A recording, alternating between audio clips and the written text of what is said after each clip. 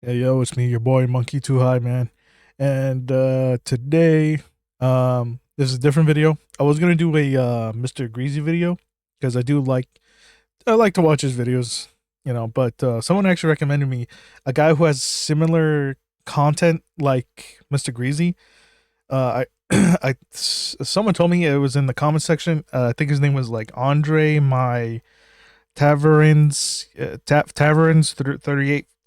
I butchered that name up. I butchered that name up completely. But and I wanted to give it a try. So this is kind of my first deep look into this guy. But the one I got my interest, or the one video that kind of spoke to me, is this one right here that we're looking at. It's called what was it? Why Skeleton Man. And I kind of remember this film. Was in sci-fi, and it was god awful. I can't remember it, but I do remember it was it was basically, it was supposed to be like the Grim Reaper or some sort. That's all I remember.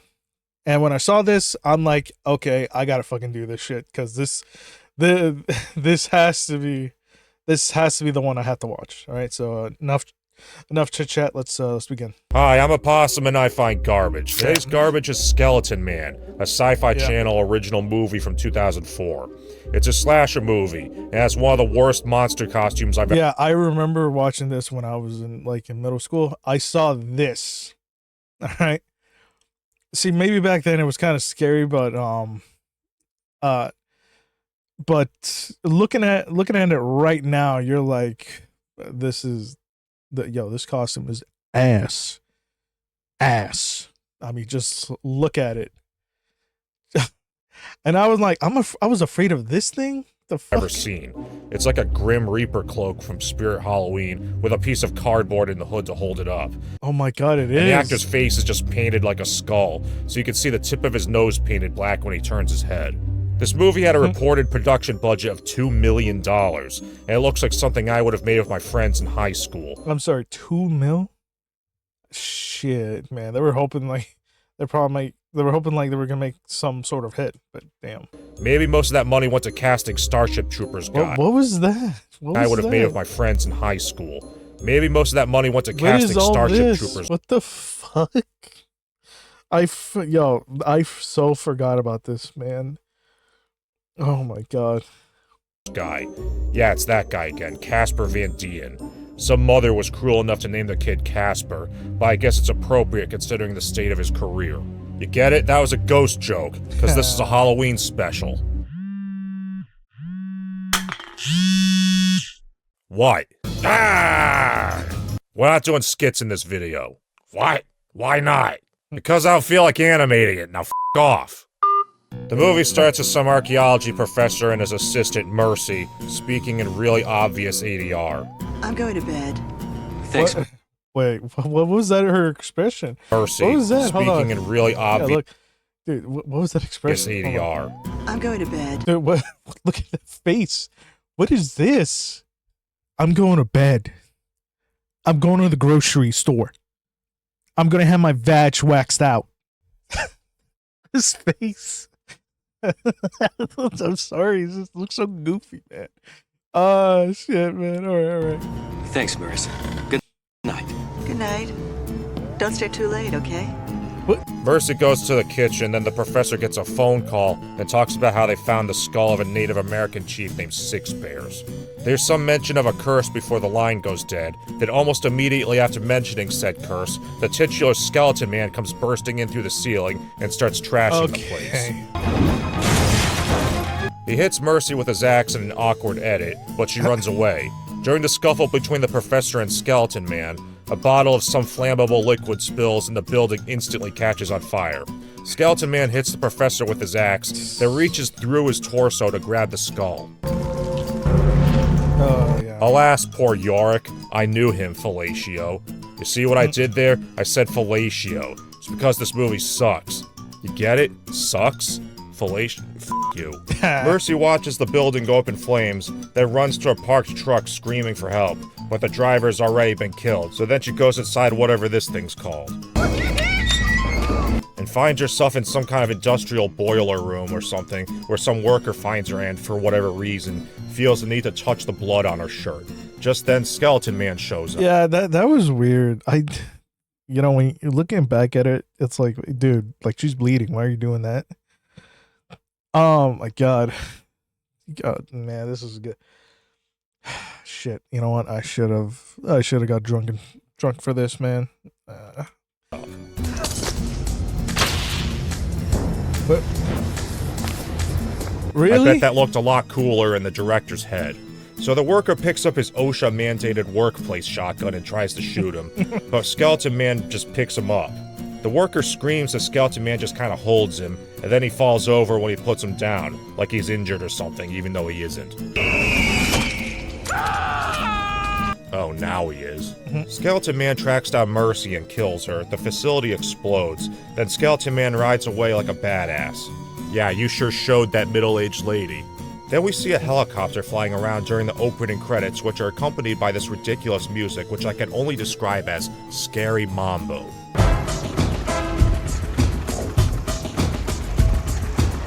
Maybe. Yeah. That's actually they actually use that for an intro. Yeah, I don't know. They were trying to go scary. Like, I do remember they were trying to go like some sort of like a scary route, but it just didn't. I mean, no, back then, when you were a kid, you probably were scared as hell.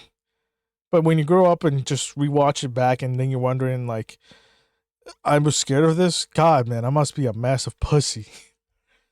Oh, man, and now just rewatching this, man, it's just bringing back memories, man, that I could have swore that I didn't remember.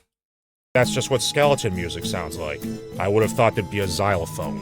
Then we cut to two guys running through the woods. Apparently, these two guys who aren't wearing uniforms are some kind of military guys, and they call this guy in the helicopter and tell him their squad's been killed and they're out of ammo. Look how this guy holds his phone. You need to get us out of here now. They suddenly lose signal and decide they have no choice but what was it? Holds his. Oh my god! How did I miss this, dude? Oh my god, little Zesty over here. Little Zesty, oh boy. Phone. That's You funny. need to get us out of here now. They suddenly lose signal and decide they have no choice but to hang out here. Yeah, that's the only solution, just sit there. We get a random and totally pointless monster vision shot. Then Skeleton Man shows up on his horse and keeps teleporting around while porn music plays. So if Skeleton Man can teleport, that just raises the question of why he even needs a horse. Maybe it's the horse that's teleporting him, I don't know. He impales this guy and peels his scalp off, and the other guy runs away. By the way, if you're wondering why the picture quality is so bad, no, this isn't a bootleg. I sourced the footage from an official DVD release. It's on one of those 8 movie packs they sell at Walmart. None of the other movies look this bad. It actually looks worse than the 369 version on Tubi TV, so I don't know. I guess really? they f***ed up. Kinda like my dad when he didn't pull out. Hey. Okay, I'm sorry. I didn't mean that. Anyway, we're then introduced to the undercover search and rescue team. This guy takes off his distinct. I'm sorry. This is the rescue team that looks like a bunch of hikers, man. What the fuck? Non-military style backpack. That's what I'm And then they all saying. stand around and watch a video of the guy we saw earlier on a laptop screen, talking about the Skeleton Man, but he doesn't explain that's a Skeleton Man. I can't describe it.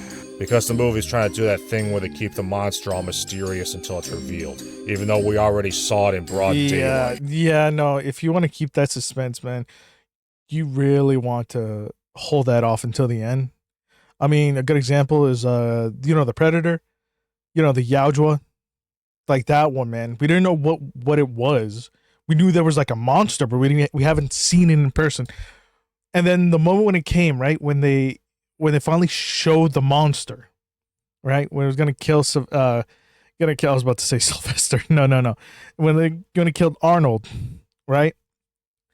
It, like, dude, that was such a scary moment right there, because he was about to kill him, but luckily enough, he was covered in mud, because that covered him with the thermal heat vision that he had, that the monster. But yeah, no, if you want to keep that suspense, man, you want to like save that save the monster. Like in my opinion, you gotta save that until like in the end or near the end, because that's how you're gonna keep attention.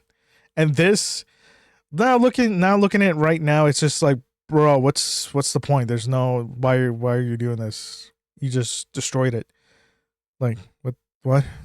Like, okay, bro.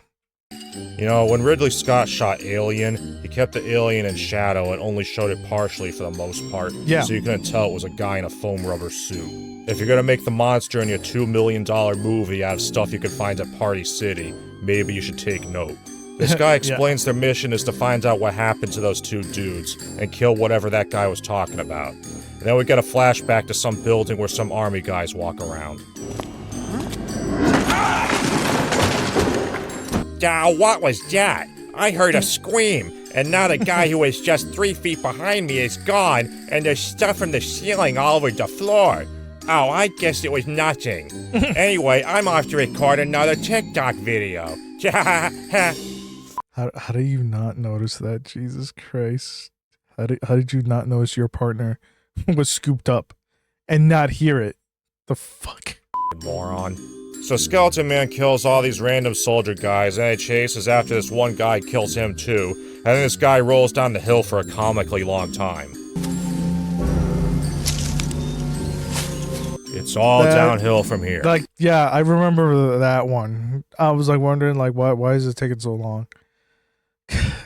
What was, you know what? I don't even. Why am I even asking? Why? We cut back to the rescue team, and I guess the filmmakers realized they needed to tell us the characters' names at some point. So on-screen text tells us this guy's name is Captain Leary. And apparently, this is supposed to be Delta Force. You know, the real-life Special Operations Task Force consisting of the best elite soldiers selected from the US military. Yeah, that's these guys. I'm into the covert look. Oh, so the reason these guys aren't dressed like army guys is because they're supposed to be covert for some reason. They're out in the woods, so it makes no difference, but I guess it's a good excuse to not buy costumes for your $2 million movie. Jesus Christ. Oh my god, this is just bad. Oh my god. These 4 chicks who aren't in Delta Force but are just there for some reason introduce themselves to each other. Wait, hold on, what is this? These 4 Underwater, chicks who what was it? aren't in Delta Force but are just Underwater demolition. What the fuck does that even mean? What does that even, you know what? I'm not even gonna bother. Maybe it's a real thing. I don't know. But, like, dude, you can't tell me, right? You can't tell me, right? If a guy comes to you, you know, he serves in the military, right? And he tells you, yeah, man, I do underwater demolition. I'm just, dude, what does that even mean? So what, you just throw up, like, bombs at a pool or something? Like, I don't get it. Like I said, maybe it's something serious, right? But to me, if I hear this, it's like I'm picturing in my head like you're just throwing like grenades or C4s at a pond and just see what happens. That's how I see it, you know. Just there for some reason introduce themselves to each other. I guess because they just met up and hiked miles out into the woods without doing that first. Anyway, they all walk somewhere and start looking for clues. We see the guy who ran away earlier apparently still alive, until he isn't anymore. After some stock footage, the team packs up their stuff and they walk some more. Then this one lady, Smith, decides to go wander around by herself for some reason. We watch the other characters do nothing for a while, then we cut back to Smith pulling out her knife when she hears Skeleton Man stalking her, but she somehow doesn't hear the 700-pound farm animal charging at her. So Skeleton Man gets the drop on her, chases her around for a while, then impales her. I like how her shirt changes color because they just reused a shot from earlier. Oh, that's hilarious. That is hilarious. So she's dead now. We cut back to the team and they see someone sitting by a campfire. It turns out it's some Native American guy, played by a white guy in a wig. You got any beans? So Blind Indian, that's his character's name, tells them the guys that I'm sorry, like the Blind Indian? Are you kidding me? Blind Indian. That's where you're gonna. So you thought of that instead of like any other name like Flaming Eagle or Sitting Buffalo or Raging Fox. No, it had to be Blind Indian. Just to make it clear. What? This shit can't be real. You can't tell me this shit. Oh my god, man. This is just okay. They're looking for were killed by Skeleton Man, and then he explains how Skeleton Man used to be a scary Native American warrior dude who made swishing sounds every time he turned his head. During some kind of ritual, he went berserk for some reason and just started killing his own tribe. Then we find out Skeleton Man's real name. They call him Cottonmouth Joe. If it hadn't been for Cottonmouth Joe, I would. What? What? No, that's not his. No, you can't tell me that's his name. You can't tell me his Indian name is Cotton Eye Joe. I forbid that. That could be. I forbid it. No, that can't be real. No. That can't be real. Seriously? Cotton Eye Joe. Really? Of all things. Oh my god. Oh my gosh. And like I said, you could have gotten like a better Indian name. Like I mentioned before. Shit, man. Dude, I'll take Sitting Jackass. At least that's more appropriate than fucking Cotton Eye Joe. I mean, what? Oh my god. Been sober a long time ago. Why the goblin? Turn on the stove. Where'd you get your costume, Cottonmouth Joe? Okay. No, really, why did he turn into a skeleton man with a Grim Reaper cloak? Yeah, that's the thing I don't understand. Yeah, when I'm looking at this right now, why did he turn to a Grim Reaper? I feel like he would have still kept some of his like fur pelts and everything on there. Why this? I don't understand. Like I said, they could have just at least like do better with, but no. That whole backstory didn't explain anything. Was it just an excuse for the movie to do a racism? Because you don't need an excuse for that. So the team keeps walking, and so far, no one seems to have noticed that Smith hasn't come back. They find some unimportant Native American thing, and then we see some fishermen get killed by Cottonmouth Joe. Yeah, that's what we're calling him now. That's hilarious. That's so funny. What? Hold on, I gotta see that again. I'm sorry.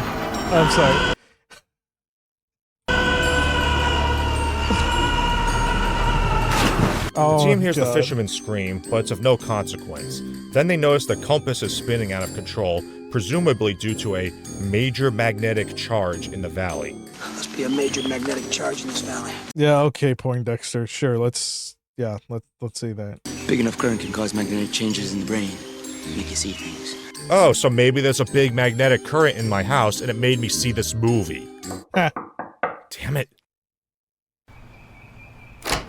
What? Trick or treat, motherfucker. No. They walk around some more, then we get another random monster vision shot to trick us into thinking something's happening. Then Leary and Casper Van Dien somehow realize there's something stalking them, so they all pull out their guns, and this guy starts rambling about his time in Laos. I had a meal there once. The Mao Pagoda. It's live scorpions on rice. Ate them with chopsticks. The movie keeps doing this thing where Okay, I'm gonna cut you off right there for a moment. Yeah, the whole live scorpions thing in Laos. Yeah, I don't believe that's true or not because my best friend, he's from Laos, and he told me like, no, we usually just cook them, and drain the poison. From what he told me, I'm sorry. I'm sorry. I don't know why I brought this up, but I did because that just didn't make any fucking sense. I think this movie is trying to, like Possum said, I think this movie is trying to be racist, but yeah, I mean, it was the 2000s. Yep. there won't be anything happening, so the characters just talk about random bullshit. Like, it's attempting to fill dead air with characterization, but whatever they talk about, if it's not immediately relevant to what they're doing, it's always some pointless nonsense that doesn't have anything to do with the story. Anyway, they rub that black shit on their faces. We get this slow motion shot of them walking past the smoke machine, which I'm sure the directors thought just looked so badass. Yeah, no, the director really thought, like, this is such a, yo, man, this is gonna be so fucking sick. Oh my god, man! Yeah, I come through that smoke. Yeah, yeah, just like in Guam, like in Vietnam. And then they don't have to black shit on their faces anymore. This lady who Oh wait, yeah, you're right. They don't. What the fuck? What? So what was the point of that?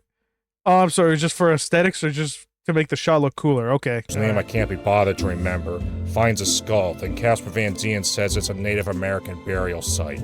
I guess the Native Americans buried their dead with their decapitated heads above the ground. This has nothing to do with anything, it's just meant to be creepy. We get a bunch of nature shots. Okay. This lady sees Cottonmouth Joe's reflection in the water, but it's a fake out. A whole bunch of nothing happens. And then this lady, whose name I also can't be bothered to remember, gets impaled by Cottonmouth Joe. She was alone because she volunteered to keep watch, and for some reason, this required her to be so far away from everyone else that they couldn't hear her scream. Next thing we know, it's nighttime. Check this out. This is some real Hollywood magic right here.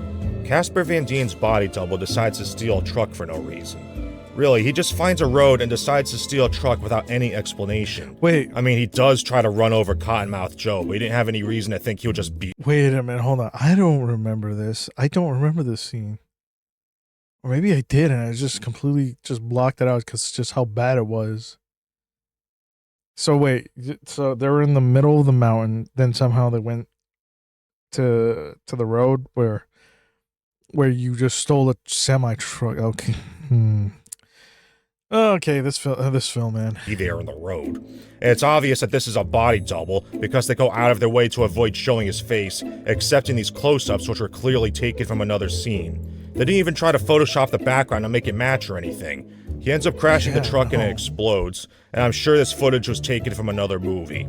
The body double then crawls away from the wreckage, then we get this confusingly edited shot of him getting slashed by Cottonmouth Joe.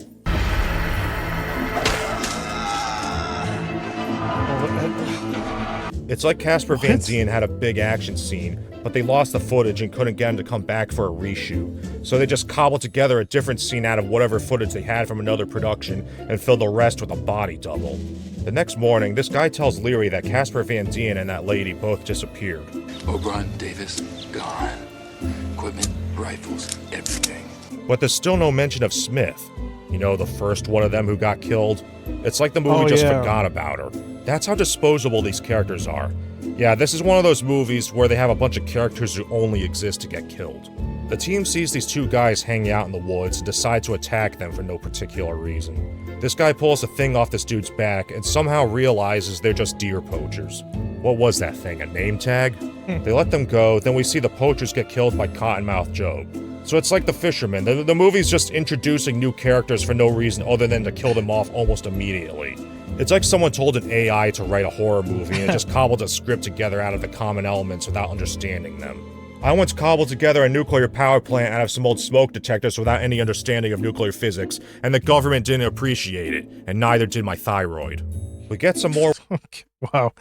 Oh, all right. Well, that sounds a lot better than this film right here.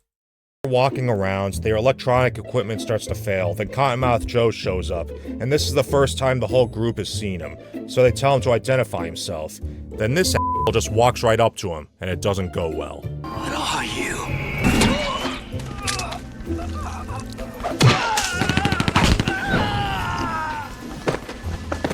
Everyone starts shooting, Cottonmouth Joe rides away, then Leary calls the helicopter and asks for an extraction. As the helicopter approaches, they spot Cottonmouth Joe and shoot at him, but he kills one of the helicopter guys, and then this dude starts shooting grenades at him, so Cottonmouth Joe manages to shoot down the helicopter with an arrow. Okay, that's bullshit. Nope. Nope, I don't remember. Nope, I forbid that. Nope. He better have some sort of like spiritual energy with that shit. Just a regular ass bow and arrow, man. Motherfucker thinks he's fucking Hawkeye from the Avengers. Are you kidding me?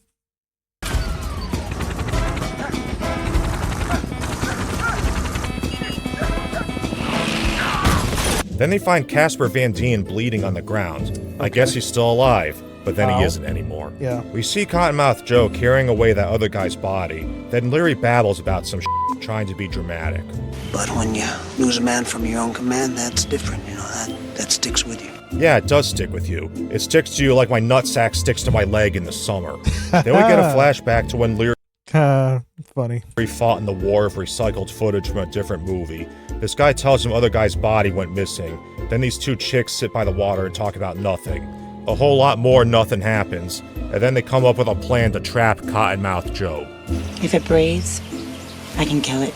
Oh, f*** off. Oh my god, fuck you, bitch. No, seriously, fuck off. Yeah, okay. Oh, man. So I guess their genius plan is just stand around and wait for Cottonmouth Joe to show up so they can shoot at him. Well, it hasn't worked so far, but hey, you know, maybe it'll work this time it doesn't. Hey, man, it's a, you know what the old saying is, 12 times a charm? What's-her-face chases Cottonmouth Joe, but I guess she loses track of him pretty quick because he immediately reappears and tries to stab so-and-so, and What's-her-face doesn't come back. I like to imagine Cottonmouth Joe just did the whole pose like a statue gag, and What's-her-face just ran right past him. This guy runs out of ammo and decides to just charge at the supernatural monster, and the interaction doesn't play out quite like how he scripted it in his head. So that guy's dead now too. Leary and so-and-so shoot at Cottonmouth Joe, and even though he's apparently immune to bullets, he leaves. Have you noticed that his horse keeps changing color?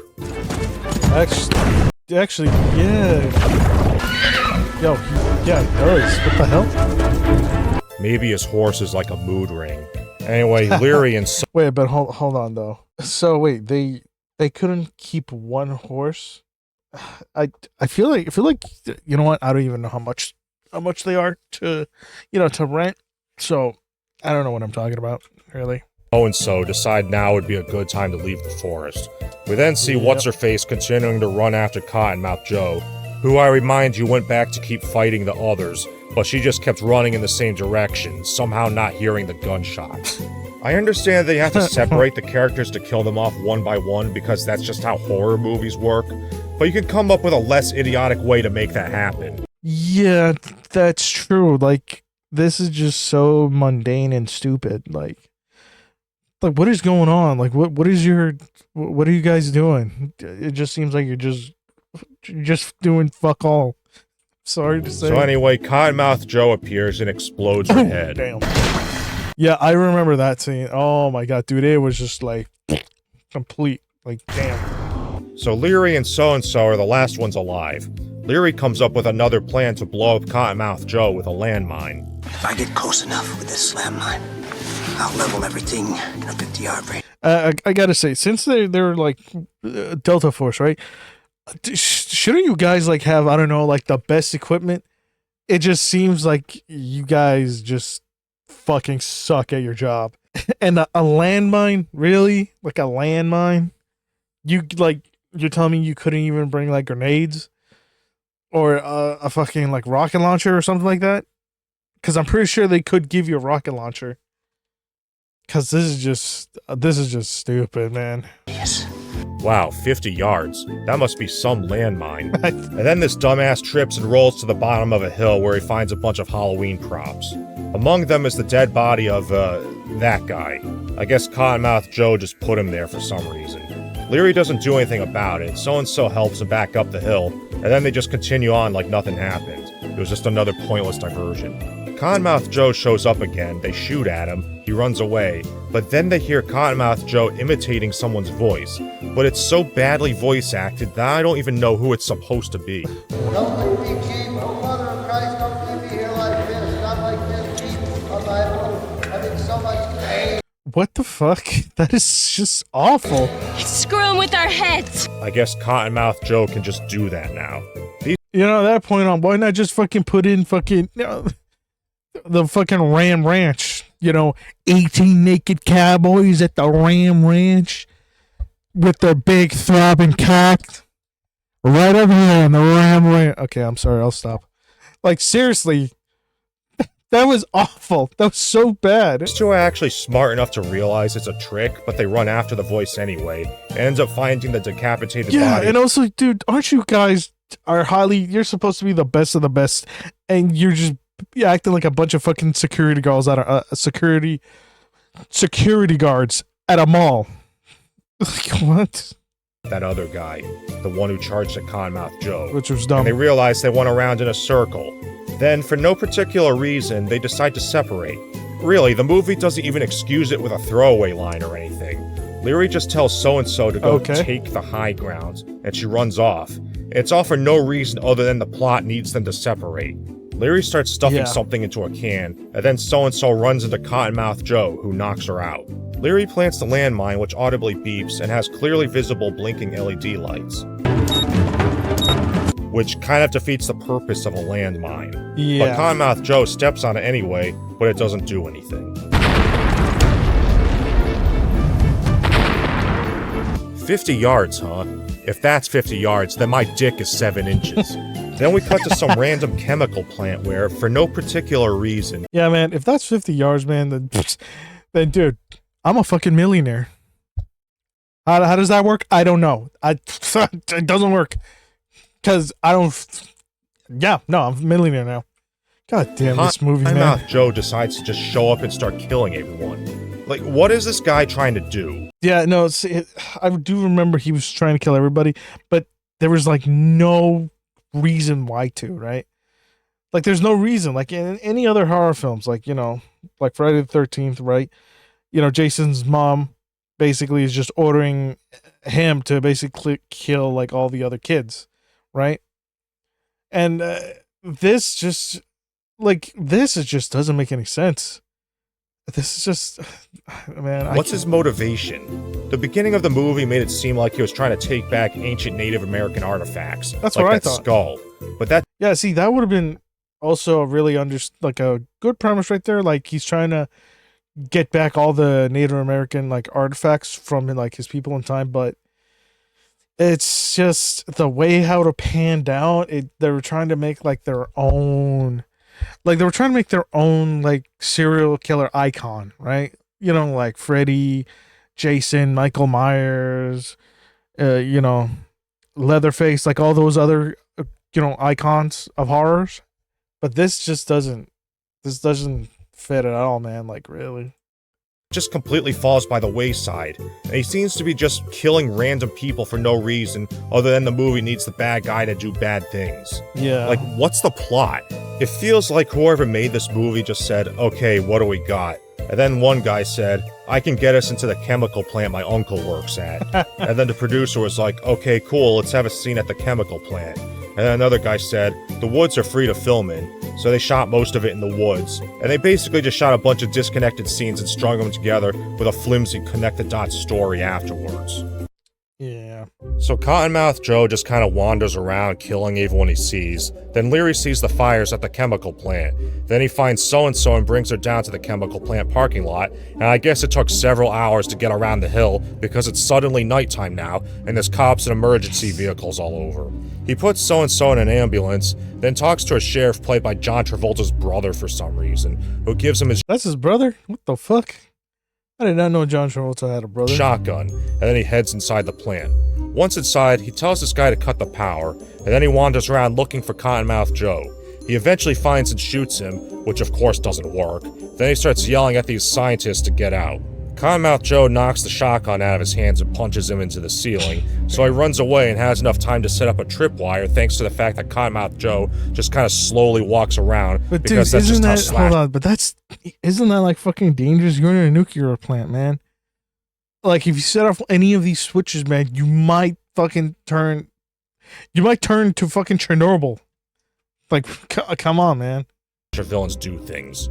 Leary tells the guy on the radio to turn on the power on his signal, and then he starts flipping switches and pulling cables as if he knows what they do. And then he hides behind some pipes as Cottonmouth Joe sets off the tripwire, which, of course, doesn't do anything, because if you haven't realized this by now, this movie is just a series of pointless shit happening for 88 minutes. Yeah. Cottonmouth Joe goes down this hallway, Leary seals the door behind him, and then he tells the guy to turn the power on, and this somehow causes Cottonmouth Joe to explode. I don't know what they did exactly, but everything just starts blowing up, so Leary runs out of the building, and then the movie just kind of ends. Okay, hold on, but so where's his teleportation powers? Like, what the fuck? We just saw multiple scenes of him teleporting around. So you're telling me he somehow lost that ability, or is it just only strictly on the horse? Because we all saw the horse they were all different color horses. So, dude, this fucking film, oh man, It's over. It's all over. how?